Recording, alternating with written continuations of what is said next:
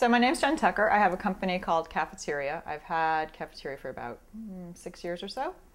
And Cafeteria is me and contractors at this point. I am a sustainable graphic designer and have been for, that's transitioned about 3 years ago. I came to Baltimore from Boulder, so it's a big adjustment period, but it's been a good adjustment. And I came here because I wanted to bring green here and not be with the green but share the green. So that was the whole gist of the move. You know, I love Baltimore. It's a fun community. It actually has a community base, and the small tour thing actually is true.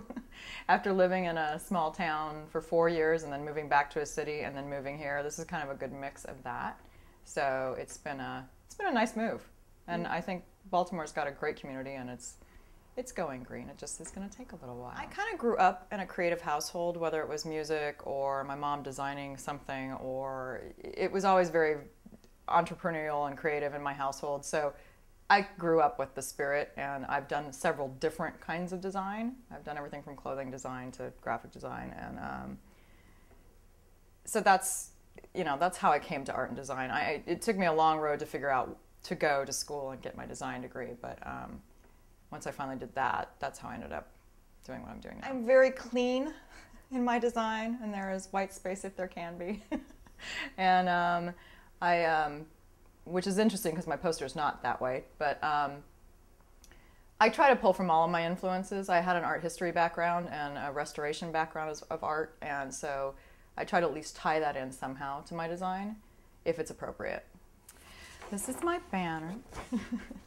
I did a wanted poster because of my Western background. I am from the Western U.S. I am a San Diego native and a Colorado grown up, and then back to San Diego and back to Colorado, and then a little stint in Wyoming. So my Wyoming came out here, and I grew up on John Wayne. I know that's not the norm, but so I wanted to do a wanted poster.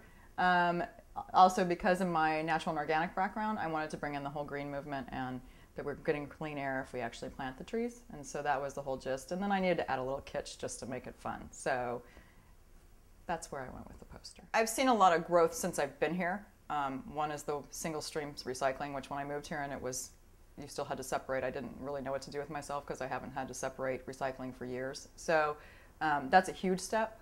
It makes it accessible to the general public. Unlike when you have to separate, people don't do it. So that's a huge step for Baltimore. I'm hoping that it's actually getting recycled. That's always the issue that I always wonder about. But I think Baltimore's making great steps. I think the Urban Forest Project is going to be a good step for awareness in the community, not only as for artists in the community, but also as a green movement, and that we actually are trying to be green in Baltimore. For me, as a personal benefit, I get to do some work that's not necessarily client related, and I get to do something that's more personal. As far as the community goes, I think it's raising that awareness to the community of there are people out there who care about this, and we do have artists in our community, and they are active and they are functioning in a capacity that is good for the environment, and they're trying to make an effort for that. Design's, of course, a passion, because once you're a designer, you're always a designer, and you do it night and day. But music's a huge passion for me. I grew up in a musical family, so I still do that on the side. I love the outdoors, which is probably a lot where my green love comes from. I mean, I grew up hiking and biking and skiing, and it's a little hard here to do that, but I'll figure it out. So those are really my passions. And what's your favorite tree, if you could pick one? That's an easy one, jacaranda, which I don't actually think we have here. And